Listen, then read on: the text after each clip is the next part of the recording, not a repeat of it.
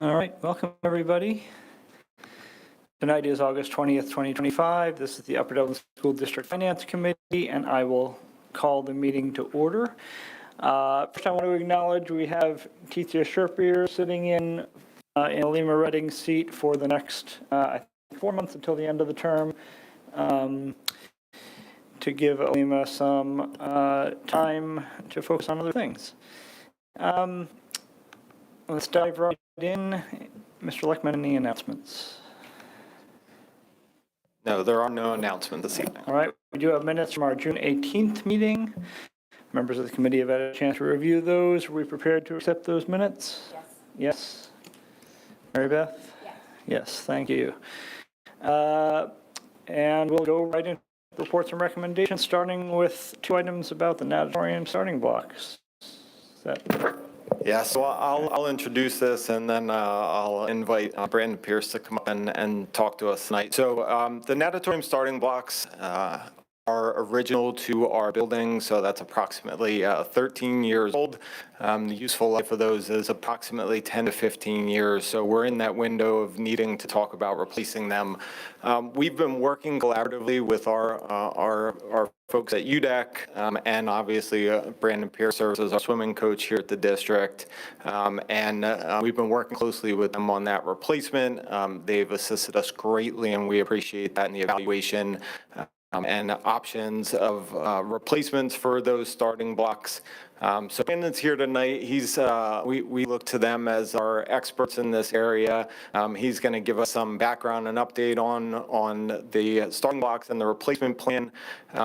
He's been serving as our coach for, I believe, Brandon, 15 years, if that's correct. With both UDEC and the district. I will say off the top, this purchase was anticipated. It is included in the 25-26 general fund budget as a one-time expense item. It was also anticipated, and we thank UDEC for item 2, their generosity in the proposed donation to support half of this purchase. So that's also on the agenda tonight, and I know Brandon will mention that.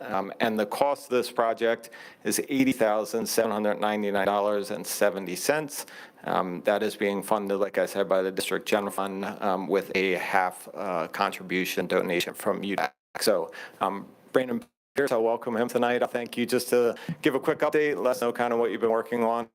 There's a microphone there. And then if there's any questions, we'd appreciate if you'd help us answer them.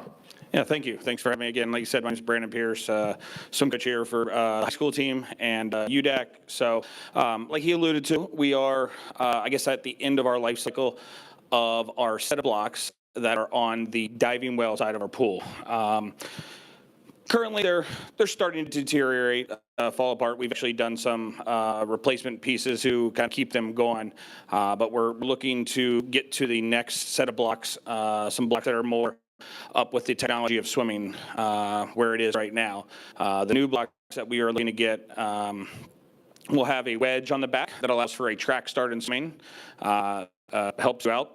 Almost every pool that we swim at now does have those.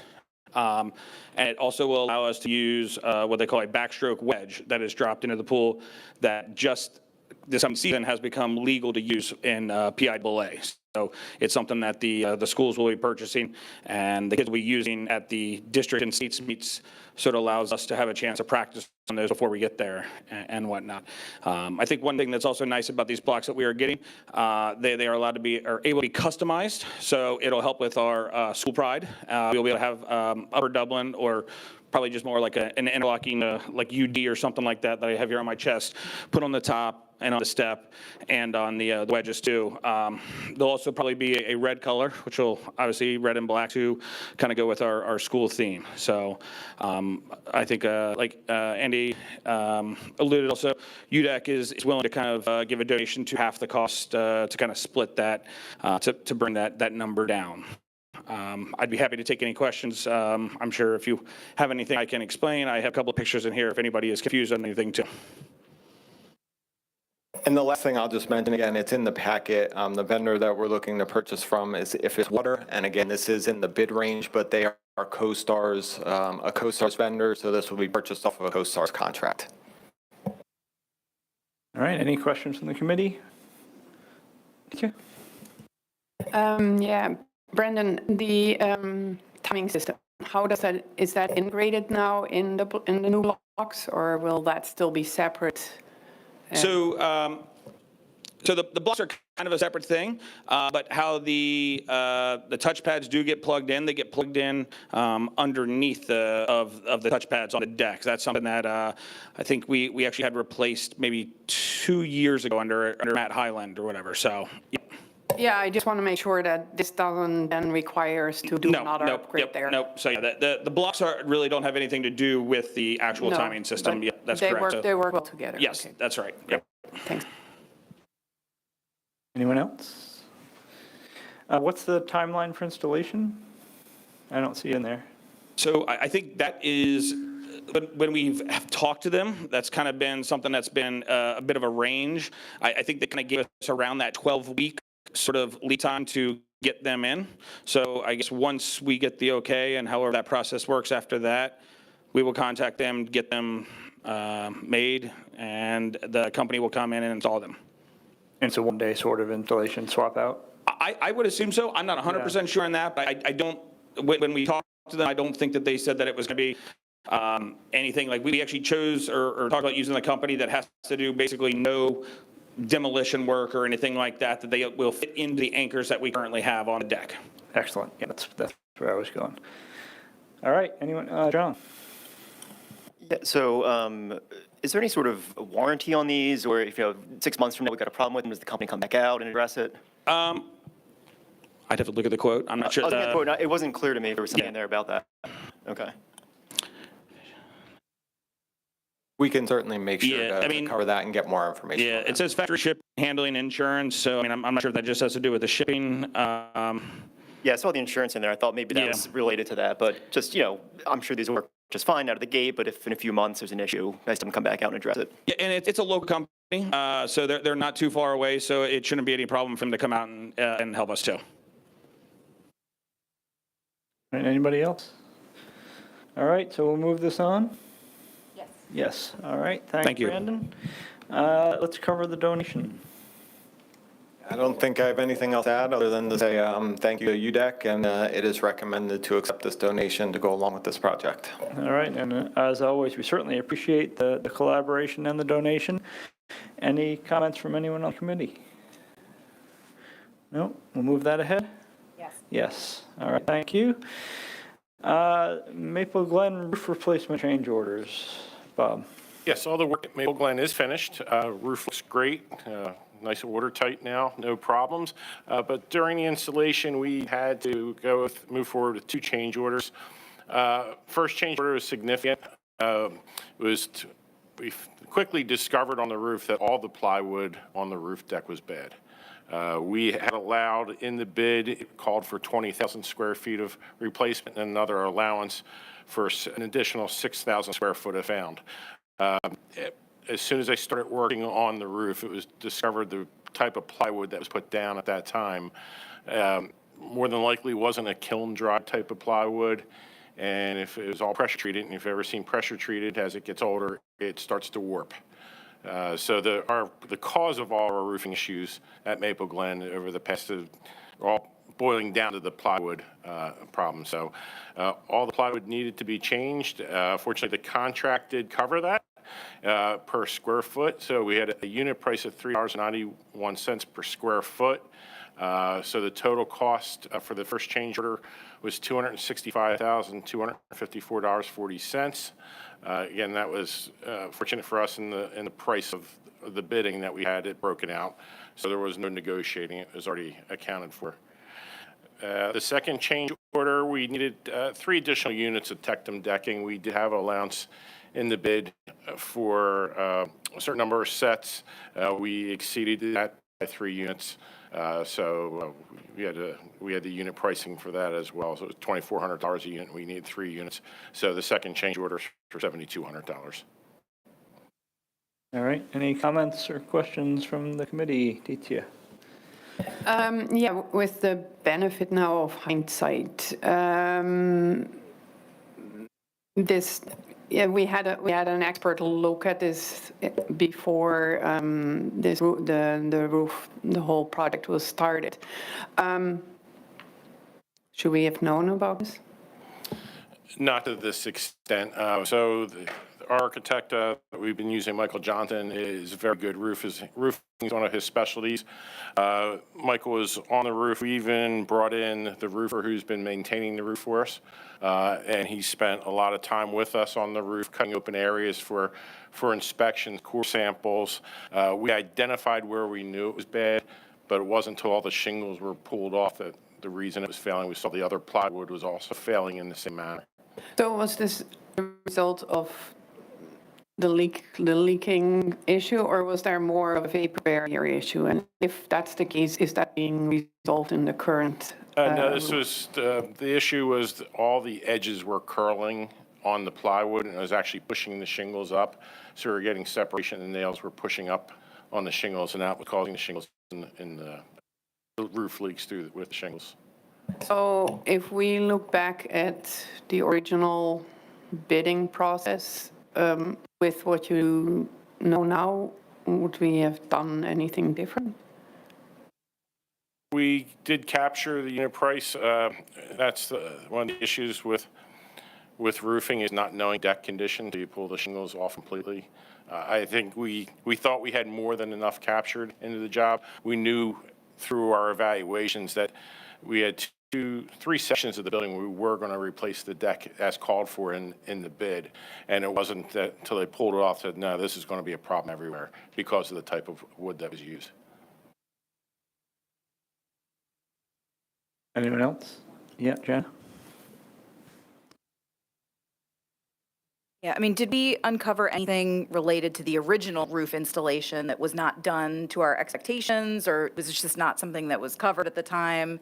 That would be my only concern, is do we have any kind of claim because we didn't get what we were supposed to get? No, they used the size of roof, and what I've learned over this process through the architect and roofer, this building was built at a time where there was a big change in the construction industry over plywood.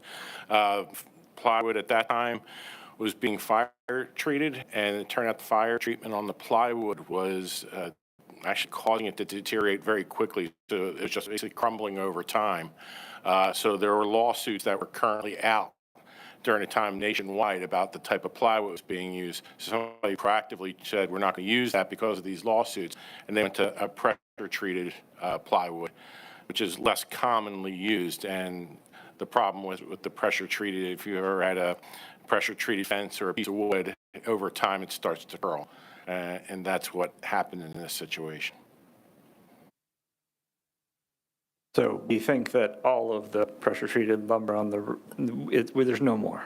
There is absolutely no more. Yeah. Our architect was here every morning. They worked on some hot days. They start very early in the morning pulling the shingles off. And our architect met them here every morning and inspected every piece of plywood on the roof as they were pulling the shingles off to guarantee, yes, that needs to be replaced. And he agreed that everything needs to be replaced. And he came back and he looked at every sheet that was put back on before they put the roof on. So he was here quite a bit doing inspections with the roofer. Well, I will say $265,000 of a change order, but we've been wrestling with for many, many years, and to actually have an answer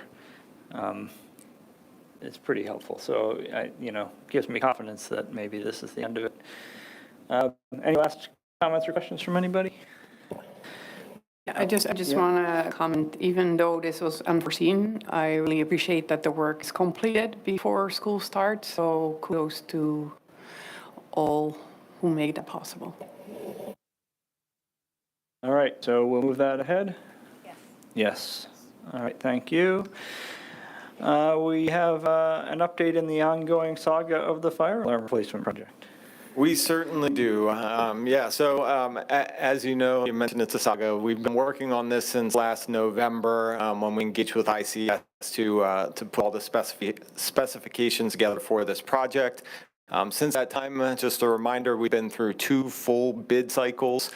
The first bid cycle, all bids were far exceeded our estimated project budget, so we rejected all those and started over. The second, two of the three bids were deemed invalid, and the third had a budget that was far in excess of what we projected for the project budget. So we rejected all of those bids as well.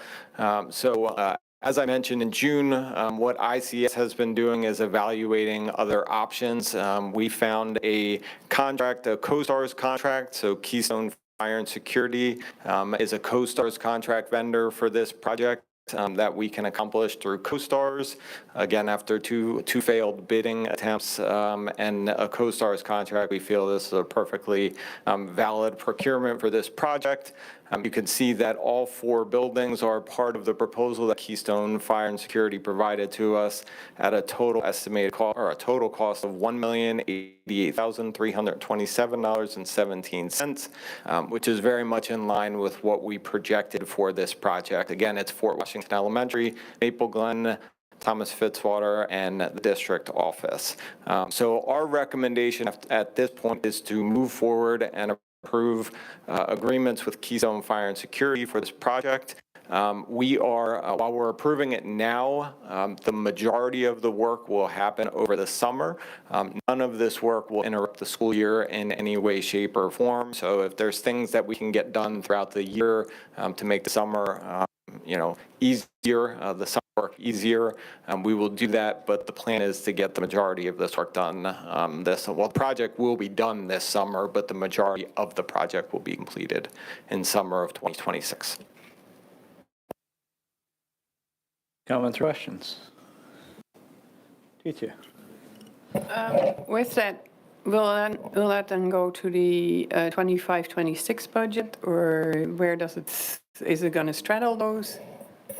So this is part of our capital reserve budget. So we don't approve a budget for our capital reserve, so it'll just be paid out of whenever the work happens. If the work happens before June 30th, it would be paid out of, as an expense this year. If it happens after, it would be paid as an expense next year. But again, it would all come out of the capital reserve fund. And then in the interim, do we have a system that does work? The systems that we have do work. They're just becoming obsolete. We're notified by the manufacturer for two of the systems that they're no longer manufacturing the parts, but there's enough attic stock to get us through the replacement. And the other two systems, again, they're obsolete, but we're still able to maintain them until this is completed. Are we ready to move that ahead? Yes. All right, thanks. We have our excess, obsolete, non-repairable equipment, which contains a little bit of miscellany of everything this month. Any comments or questions on that? We'll move that ahead? Yes. Yes. All right, thanks. Monthly financials. Yeah, so as we typically have when we get together in August, we have two sets of financial reports this month. We have June and we have July. So at this point, June still remains estimated. We are still working on closing out the year. We have our auditors coming the second or third week of September. So our goal is always August 31st to wrap up and have everything closed and prepared for our auditors to come in. So June is much clearer than it was. The current state of June 30, the close of last year, is much clearer than it was when we met in June, but there are still a couple open items. And then obviously July is very early in the year, so I have a couple things to mention, but there's not a ton to mention in July. So the couple of open items that I'll note for June, we have been working very closely with PICO. PICO has had some extreme difficulty this year on billing, and it's not just our counts. I think PICO had some massive issues across the board with billing this year. We believe we have a lot of that reconciled and cleaned up at this point, but we do still have some open items that we're working through there. So we have estimates, but we're still working with PICO to reconcile some of that. And then also our student tuition for out-of-district placements. There's a lot of that, and there's a lot of reconciliation on open POs just to clean up with all of our out-of-district schools. So I would say those are the two big open items that at this point on last year. Other financial reports, and I'll go through projections separately, but On the other financial reports, I just have a couple things to mention for July. So if you are looking at it online, it's page 2, but in your packet, it's page 24. So the real estate assessed value tracking, if you notice, there are 2 commercial reductions on there. You'll notice both of those assessment appeals were actually stipulations that were approved last year.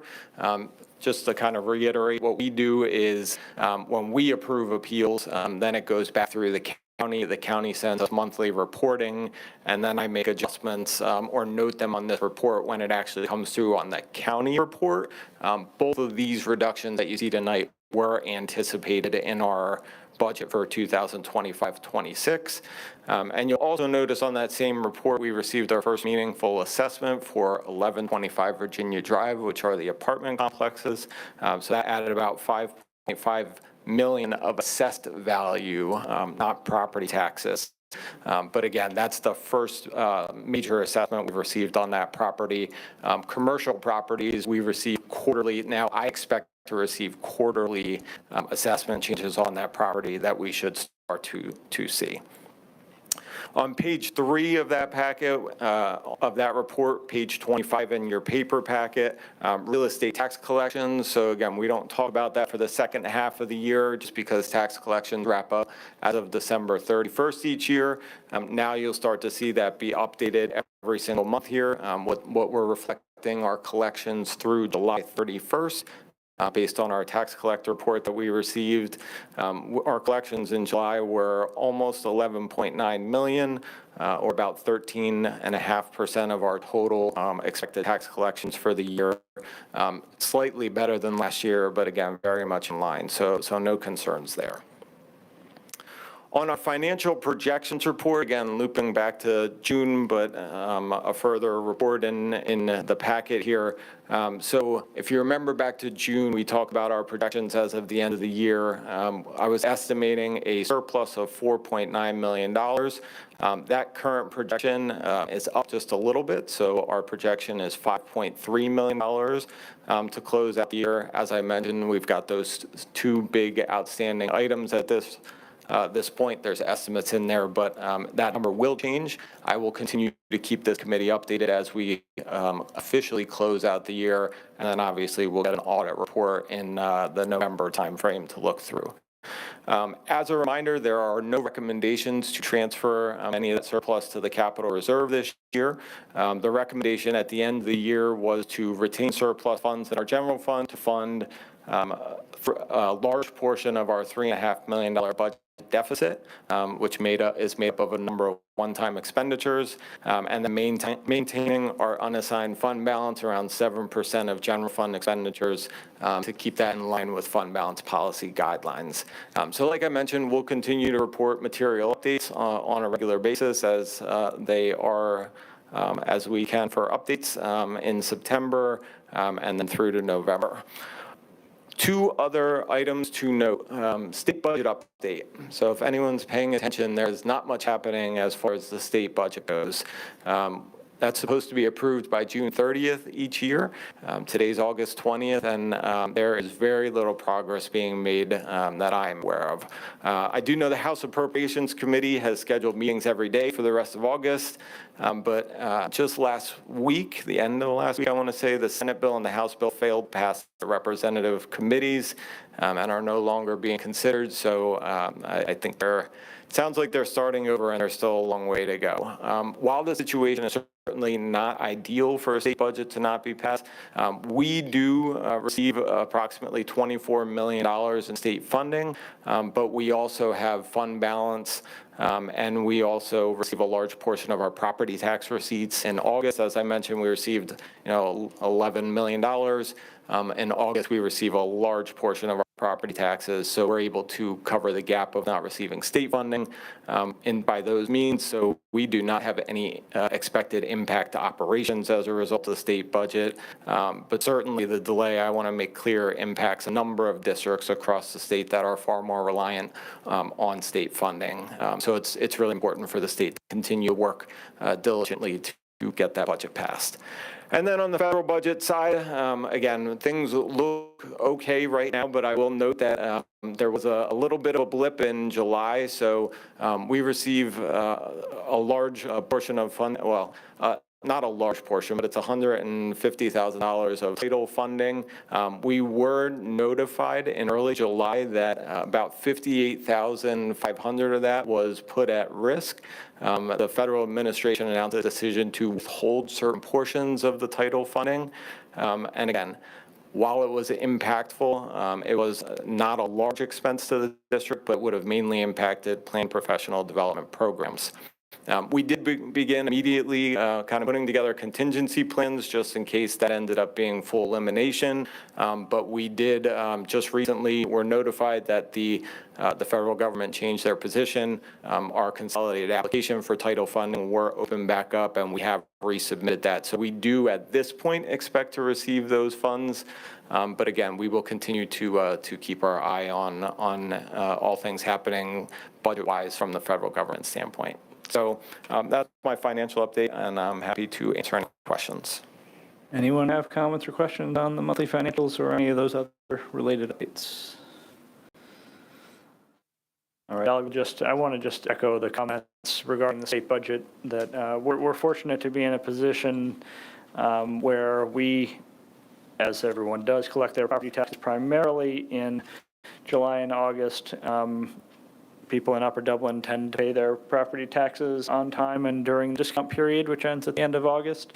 And therefore, we are fortunate to have enough money to cover this, but it really isn't okay for the state budget to ignore their own rule about passing their own budget by June 30th. We have to pass our budget by June 30th, not knowing what they're going to do. It's frustrating enough, but to have to wait months to find out what they're going to do is it's really grossly unfair to school districts and lots of other organizations around the state. And I fail to understand why anyone thinks it's okay. It just really isn't. All right, are we prepared to move the monthly financials forward? Yeah. Yep. Yeah. Thank you. We have two student transportation agreements. Yeah, so I certainly can't get into to a lot of the details around these, but item G and H are annual student transportation agreements. They are agreements with the parent of a student for transportation for both the extended school year program and our 25-26 school year. So again, we utilize, this is the only place that we utilize this agreement, but we utilize them for our most significant cases when we are not able to provide our transportation services, and it's certainly mutually beneficial for the district and the parent for these agreements here. This is an agreement, like I said, with the same family approved during the last 3 years, and it is recommended to continue for the 25-26 school year. The ESY agreement is a ratification because that did need to be put in place for the summer program, and then like I said, item H is for the school year. The ESY agreement was not to exceed $3,000 for the summer program, and then the school year agreement is not to exceed $14,000 for the year. Any comments or questions? All right, we'll move those ahead. Yes. All right, thank you. We are up to public participation. If anyone would like to address the committee, please come up to the mic and please start by stating your name, and you do need a mic because it needs to be recorded for the video. Thank you. So please state your name and city of residence, or affirm that you're a resident or taxpayer. Sure. Before addressing the committee. Okay, so my name is Ben Gravina. I live at the Willowmere community in Ambler. 2 small children, 5 and 4. That's one of the main reasons why I'm here. I did go around before and wanted to introduce myself, meet everybody, shake their hand, because I believe in relationships. I believe in getting to know each other. This is my first time attending a meeting like this, and so this is all new to me. So I just have some basic general questions, mostly concerns. When I open up my mail and I see a 4% increase in my school property tax, it had me it raised questions for me, because it's not just this 1 year. It's previous years. I've been here for 5 years. I get the whole COVID thing and all that.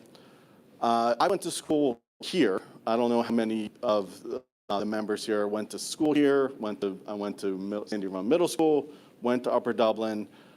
This is a fancy school now. It's a nice school. I'm proud of it. Olympics, nice swimming pool, the coach is gone. But, that's all very fancy and nice, but I just have some general questions. I see the rental community population's increasing. Okay, I'm a numbers guy, so just bear with me here. So population's increasing. The rental properties you're building, the one that's built in Drescher, the new one on Virginia Avenue, I believe. The earned income tax increasing. I see here 29% higher than the previous year on the earned income tax. So all this should be great stuff, money coming in, but then yet you still hit me with a 4% increase in the bill. So I'm just curious, if you didn't have these new communities, would you have increased it 7%? Where the numbers to me just don't work out because the revenue and the population is increasing, but yet you still needed 4%. So what's going to happen next year? Plus, you have interest on your investments. I see you didn't have that 3 years ago. The 0% on your CDs, now you have north of 4%. So this is all extra good money. You talked about a surplus. I'm seeing these numbers for the first time, so I haven't dug through them. So my question is really general. Where all this extra money, why raise it 4% when the population's increasing, the earned income tax is increasing? You got these rental communities. Are they on a tax abatement? If there is, I want to know about it.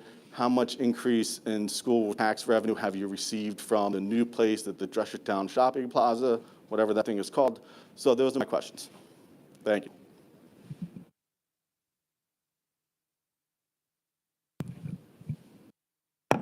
Anyone else like to, and to clarify, we'll respond at the end of the community input period. Anyone else? Okay, seeing no one else, I will close this public participation period. There were 2 comments also submitted through the online form. One was old. And it was for policy, true, yeah. All right, so one for the Finance Committee that everyone has had a chance to review. Any responses from the administration or members of the committee?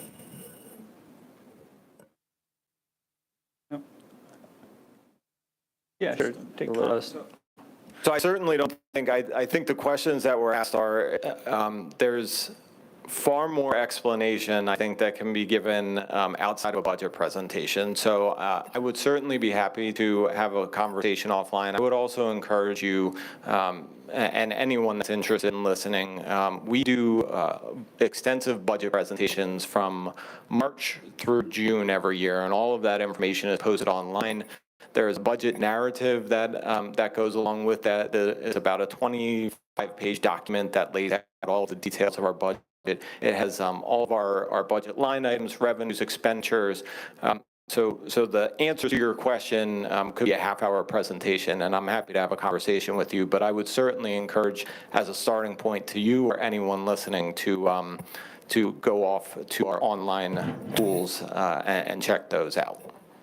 I understand. My question's I'm sorry, very open-ended. I'm sorry. It's not a back and forth in a meeting, but a better opportunity, if you're interested in having a back and forth, would be to sit down with Andy or give him a phone call or email to get a detail. But the purpose of public participation at committee meetings and at board meetings is Am I allowed to to ask one question? inform the board before we would vote on something, which is not really what we're doing right at this moment. If you want to address us, come back after the committee meeting, which is in just a moment, and talk one-on-one. That's probably an easier way to answer questions like these. That's fair. Yep. All right. Any other responses from? All right. So then I will just announce our next Finance Committee meeting will be Wednesday, September 17th at 6 p.m. right here in the Cardinal Room. This meeting is adjourned, and we will take a few minutes to reset for the Policy Committee. So now's a good time if you.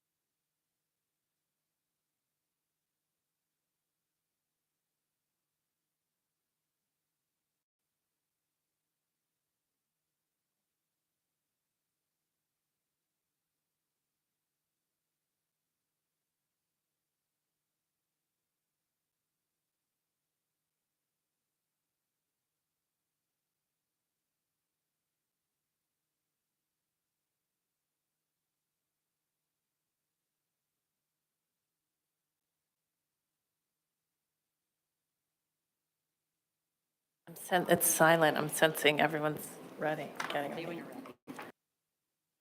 Okay. I would like to welcome everyone to the August 2025 policy meeting. Hope everyone had a nice summer. It's not over yet. It is not over yet. We're still having a nice summer. Ashley, do you have any announcements? Our one announcement for tonight, we do have social media policy 817 on under our local policy review. Unfortunately, Ms. Yoder could not be here with us tonight, but with the addition of our new Director of Technology, Ms. Yenser, we are going to bring back kind of final thoughts in October at our next policy committee meeting, where we think we'll be able to wrap this up and finally move it out of policy. Okay. Thank you for that. Next up, the minutes from June. Has the committee had a chance to go over them and we will move them forward? Yes? Okay. That brings us to new business, local policy review. And that is what we are skipping. So if we can move on to our legal and PSBA policy, if you're fine with me. Yes. Can I just ask a question about local policy? Are we not have any further discussion about EAC here? I forget the policy number, 97.1 maybe? I believe that one is on the agenda for repeal, right? Do you recall, Right. Mrs. Evans? Correct. I thought it moved out of policy and was at the board level, now at legislative, correct? Right, I think Right. with our new every other, once it moves out of policy, it goes first. It can certainly come back here for other Absolutely. comments that anybody wants to bring up tonight, but I think it's on for second reading repeal for August legislative. Right, I was wondering whether we had any further discussion about what's next, but I guess not yet. I just don't want to lose track of that I conversation. can certainly put a placeholder on if Yeah. you want to do that. I mean, I'm sure we're not prepared to talk about it tonight, but I don't want to lose Like, track of we it. needed to, you may recall, we needed to repeal it so that they didn't set up a Right, new right. board for this school year. Right. So that was what we put in motion in June. So we don't want to stop that now. No, absolutely not. Yeah. So, but at the legislative, maybe you could would that be the appropriate time to bring up your comments, do you think? About, yeah, okay. Okay, so we are going to go to 317, conduct and disciplinary procedures. Okay, so this policy was updated to reference some of the Code of Professional Practices and Conduct for Educators. Some of the investigation requirements were updated, and some acknowledgement of notification due to online PDE availability for them to provide notifications. So any thoughts, comments, questions about 317? Jenna, go ahead. Okay, so I just had a global question about this one. And I think the background you gave about, sort of the why we're updating it was to incorporate some specific language around educators, because it felt very educator focused, and some of it I would think would still apply to non-educators. So if we have staff, in particular, I'll just use an example. In section 3.2, this is talking about potential Title IX sexual harassment.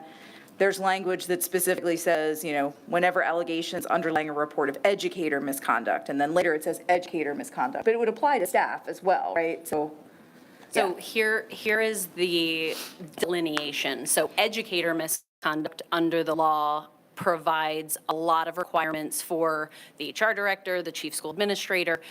So while those things say educator misconduct, that unlocks a new avenue of things that we need to do with our requirements. So while certainly no one can do those things and it is considered misconduct, it is considered educator misconduct, which is above and beyond a violation of the PA Code of Professional Practice that teachers cannot violate, educators cannot violate. do we know, though, do we have this, I feel like we do have a separate sexual harassment policy, I think, if memory serves. So Yeah, so obviously, I just want to make sure it's covered somewhere. I think we can all agree we don't want It's covered anyone. it's covered in multiple places. So you cannot sexually harass anyone ever because you'll break law 1. You cannot sexually harass anyone as a certificated employee because you're breaking your professional code of conduct, and that's another disciplinary statute. So you could potentially have like triple jeopardy, where you're violating sexual harassment law, you're violating an educator misconduct, and then you're potentially violating a local board policy. So there are those varying levels that you can be held accountable for potentially the same thing under varying misconducts. Yeah, I mean, I think I have one of two thoughts, and it may not make sense. Again, this one just seems, for good reason, as you explained, because you're sort of in the second level of discipline, I guess I'll call it, when you are an educator, because you are certificated, but, I mean, should we have a separate policy just for educators? Because I guess here's my point. It talked about, we have in the definition section, sexual abuse, sexual misconduct. I think we can all agree that's bad. But in the guidelines, it's going to sound funny, but I don't actually see anything saying that anyone other than educators, all of the guidelines are only directed at educators, if that makes sense.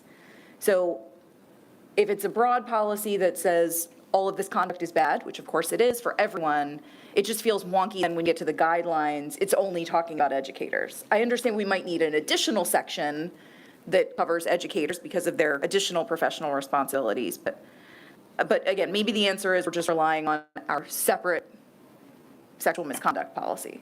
That's definitely part of the answer. If Okay. you recall, I'm not sure when we started on this journey, but even if you look up on the screen, you'll see right under that last policy, 400's professional employees, classified employees. We, once upon a time, had the same policies for every different type of employee. So we would say, dear support staff, you and your policies are in 500. Dear certificated employees, you were all 300s. And we said, wow, that gets really confusing. We would rather have something like this and have employees be 300s. And then everybody else started saying, oh, that's probably a good idea too. And PSBA started to pull those back as well. So I think for 99% of the policies that we do that to are really good. For something like this, we might start to say, oh, maybe we should be separate. And that's probably why we were.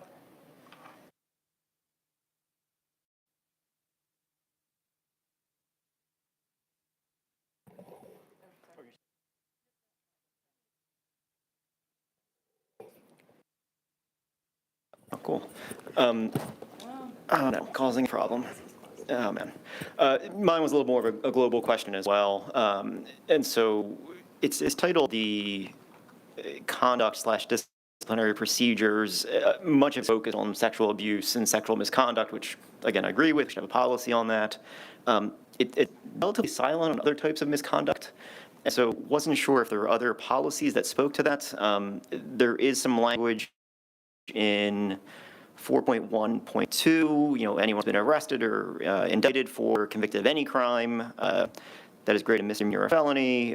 There is some language in there around causing or being suspected of causing physical injury to a child or student, but there's probably a whole world of misconduct, and I'm not sure if that lives in other policies, if this is maybe there's a naming convention that this should be called the, conduct/disciplinary procedures for, sexual abuse, but I'm a little unclear exactly sort of where the start point and the end point of this policy is. It's a good point. For educator misconduct specifically, it is really sexual misconduct heavy. If you read that statute, unfortunately, I think the majority of that is what that looks like, and you'll see that language throughout this policy. There are varying policies that cover conduct and disciplinary procedures for various levels of employee or student.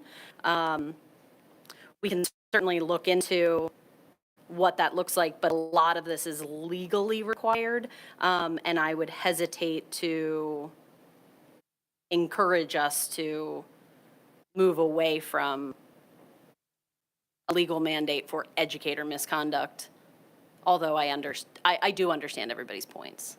And to be clear, I don't disagree with the Yeah. substance of this policy. It's sort of, are there things missing from this policy that we can feel confident exist in other policies that would address other issues of misconduct?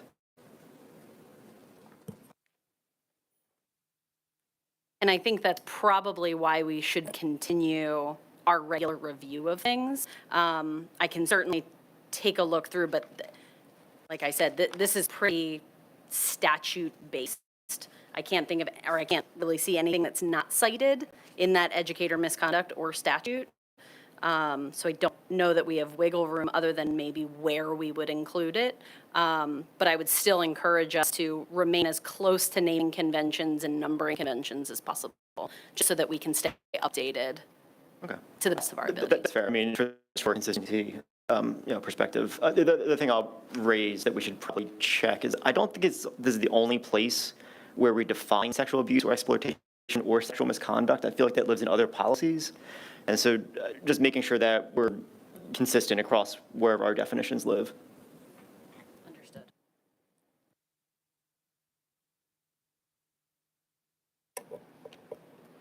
Okay, go ahead. All right, I have two others. So if you go to section 3.5, it talks about immunity.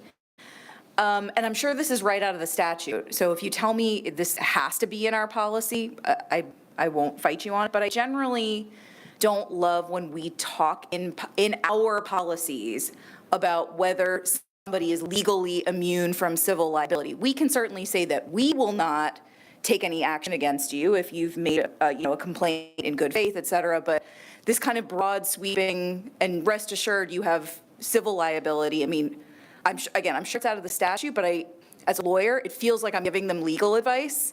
So I generally get a little wary of sweeping statements like that because it's not really our policy, right? Our policy is how we would treat someone who makes a complaint, not this, sweeping statutory policy that, Pennsylvania law says you shall be immune from civil liability. Then my other.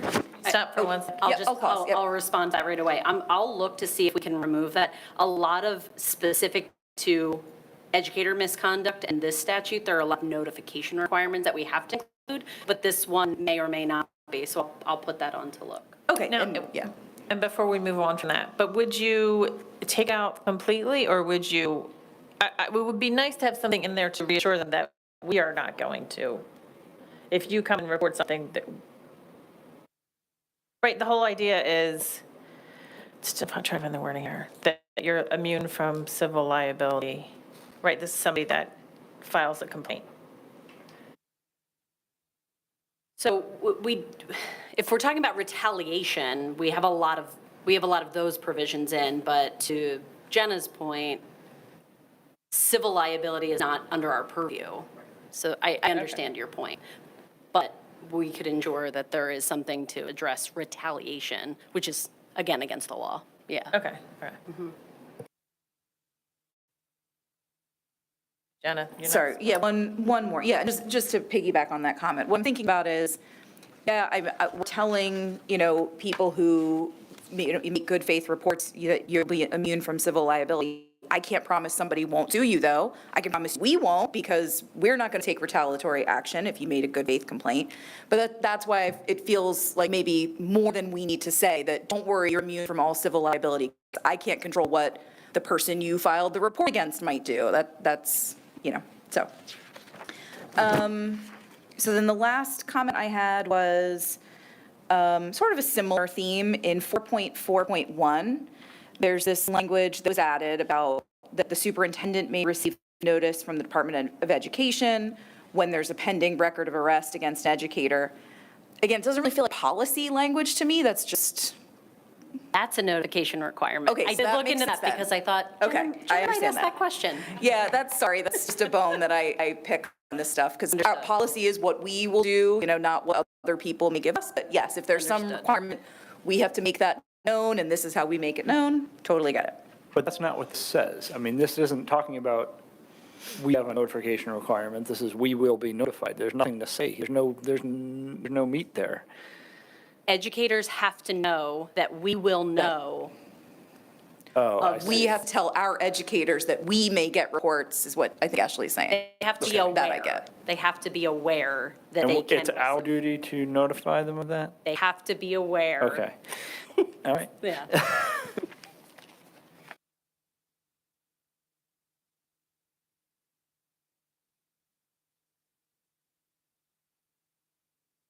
So that's all we have for this policy. Okay, so 320, next on our PNN review list, freedom of speech. The title was changed to freedom of speech by employees. That was a PSBA recommendation in our PNN. Details been added to our policy to facilitate some acknowledgement of those freedom of rights for school employees.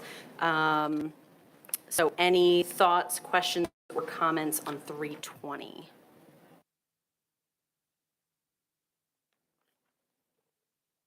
All right, go ahead, John. Just stealing the mic from Jenna mostly. This could be just my ignorance and still lack of really fully understanding the authority section on these, but if we're talking about freedom of speech, the authority isn't really us, right? It's the First Amendment is what gives people the freedom of speech, so should that be cited in here?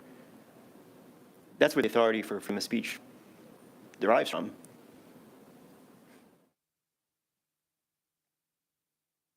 The authority section, my advice is, after having wrestled with this for years, what the authority section nominally is supposed to be is from where do we derive the authority to establish this policy? It never says that. I've kind of given up on trying to establish that. I mean, I kind of like what's in here. I agree it's not an authority statement, but you're just gonna get a dent in your forehead if you keep working on that one. I like it very much will. It just, and I don't disagree with that's in here. Like, of course we respect people's freedom of speech. Of course we acknowledge that, like, it's a fine statement. It doesn't say anything of substance. So I can leave it and not get a dent in my forehead. Still not understanding the authority. I'll leave that for my committee members to dictate. Go ahead.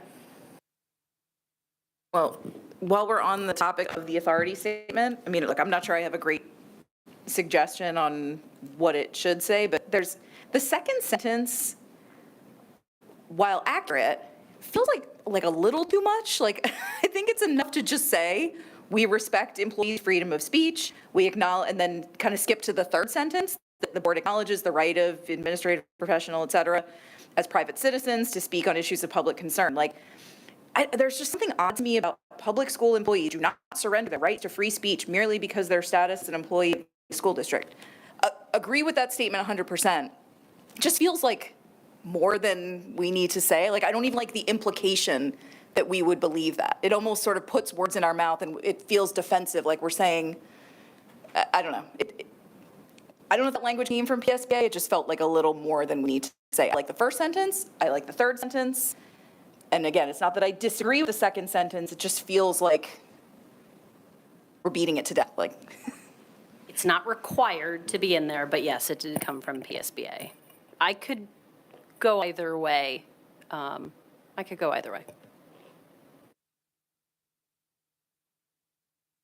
this, So I could wordsmith this one, but I actually like the idea of including that, because it's very intentional saying that it goes beyond just saying we respect your right to freedom of speech, it goes beyond just acknowledging, it's saying, like, look, you still have these rights and we're acknowledging it and we're putting it in writing. Maybe it lives better in guidelines or elsewhere, but I hear what you're saying with the wording might feel kind of heavy, but I like the idea to be included somewhere. can we just put this section intentionally left blank? That's what I like. I don't like that sentence, the public school employees. I feel like I'm on genocide there, so now we're split down middle, I think, because you and John like it. Well, I don't get a actually- vote. You guys get votes. I don't get a vote either, but I would probably pull it. Sorry, John. All right, so let's talk about guidelines. No, fair enough. It's like responding to an argument that no one's having. It's like, yeah. Okay. Next section. Any, go ahead.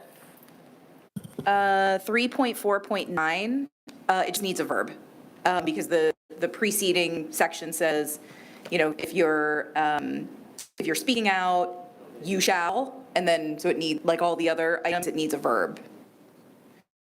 You shall what? Refrain would probably, I'd say refrain from disclosing information contained in student records. Does that make sense? Is it 3.4.9, How about just pulling it out of the list and making it 3.5? that'd be fine too. It's just, Because it's in a list of it's what you not, should. I mean, that's just an absolute statement. It's not specifically about situations in which an employee is not engaged in the performance of professional duties. Wait, Like, can it's you read the absolute- whole you can't- sentence you can't the do way it. you wanted, Jen? So- I'm lost. Yeah, so sorry. So this is in 3.4, right, which Yeah. says, in situations where you're not engaged in your professional duties and you're speaking out on an issue of public concern, you as an employee shall. And we give this list of what you what you should Oh, say, now I what you got should it, not I got say. it, okay. So I'm actually, Mark, okay with it being in that list, because what we're saying is, don't disclose information, we just need the verb. So if I were gonna rephrase this, I would say, for 3.4.9, the last one on the list, it would say, refrain from disclosing information contained in student records. That's all. Okay, I get it. Fine with it, John. Anything else? I got one more. Oh, go ahead, Mark. Very last sentence. All of the facts is a little too absolute for me. Yeah, the fact, or all the known facts, or all the, yeah, I mean, all the available facts.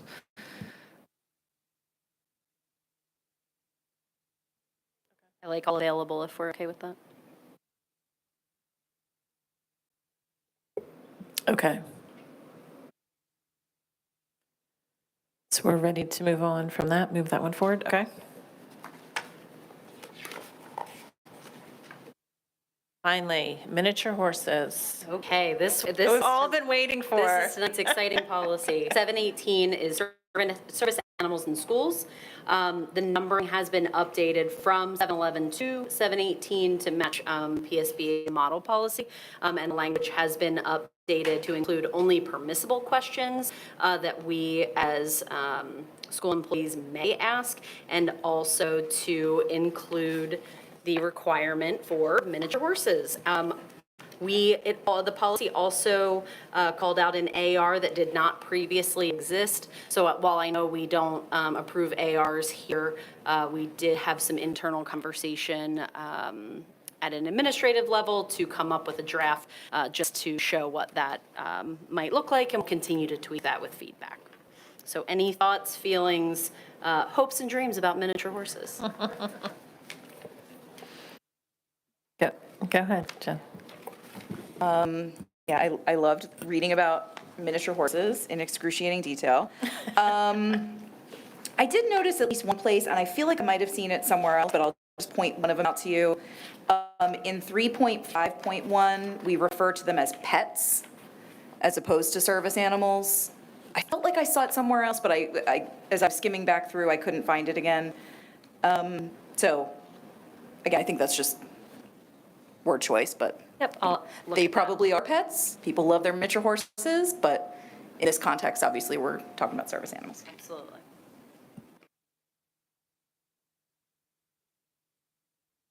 John. So I told Ashley I wouldn't wordsmith this, but I lied to you. So in 2.1, we define service animal as any dog individually trained to do work and go on. 2.2 then says miniature horses may be utilized as service animals, but 2.1 just defines service animal as a dog. And so there's some sort of circular logic here where then we're now saying a miniature horse is a dog. And I struggled with this a lot, and it's right out of statute. I struggled with this a lot, and I knew that it was going to be part of our conversation. It's directly out of what that looks like, and when I talk to attorneys about what that looks like, they say, this is the definition that you have to use. And I say, oh, okay. All right. You attorneys will go with what you said. And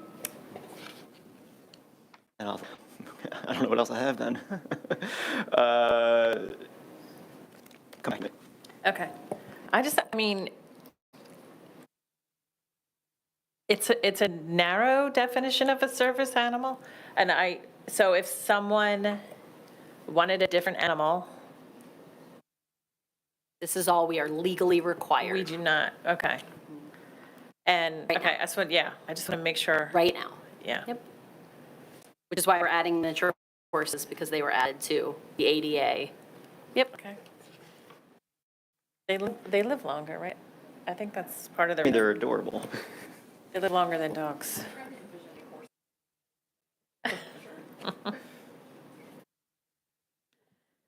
Anything else on service animals and/or miniature horses?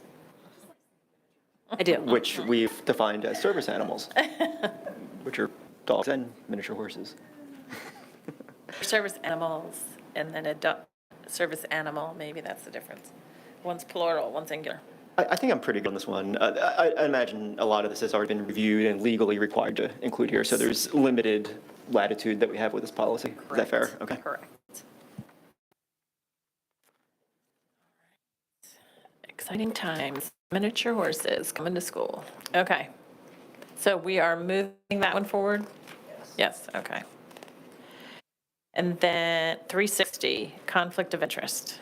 Okay, our last legal PNN review is 360, conflict of interest. Updates were made to this policy, including the definition for conflict of interest specific to federal requirements and new content addressing some of the provisions for written notice to employees.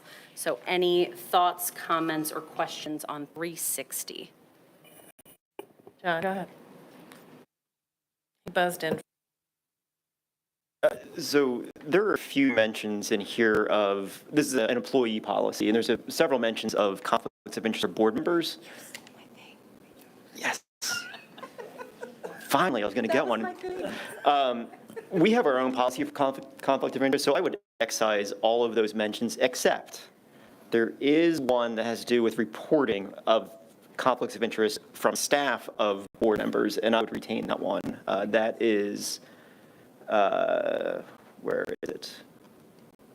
I think it's in 372? 37, yeah, thank you, 3.7.2, any perceived conflict of interest of a board member that is detected or suspected by any employee, that should stay in here, because that relates to employees.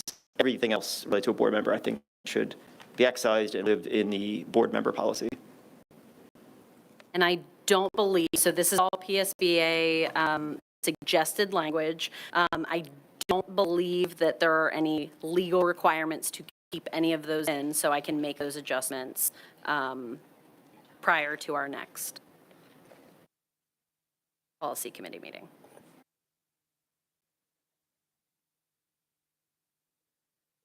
Okay, Jenna, anything to add on that? The only thing I would add, A, is that John looked at my homework. But B, is that I just make sure that, again, I think we all agree, nobody has any issues substantively with any of that content. So if for some reason we don't have that repeated in the board procedures, let's add it. I think, we're assuming probably some of it's in there, but yeah, it's just where it is, just to be clear. None of us up here are saying we have any issue with the substance, it's just the where. And if it's not already there, let's put it in. I was going to say, if the committee is okay with that, I'll take a look, make sure that it's inclusive, and if it's not, maybe we'll add that policy on to our next, and we'll do them in tandem. Yep. Okay. Agreeing, so the board policy 007, by the way, which is a very cool number for the policy, but I fully agree with and I abide by. Okay. All right, and so then that takes us to review cycle policies, which we don't have any this month. Okay, and We are at public participation. If anyone would like to comment, please approach the mic. Speakers are required to state their name and their city of residence or firm they are resident or taxpayer in the district before addressing the board.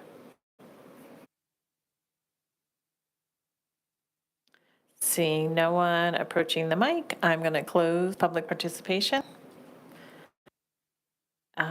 Then, oh, there's one written comment that'll be included with the minutes, right? Yes, okay. And the next policy committee meeting is Wednesday, October 8th, 2025 at 6 PM.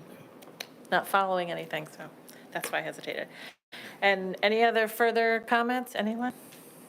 Okay, we are adjourned.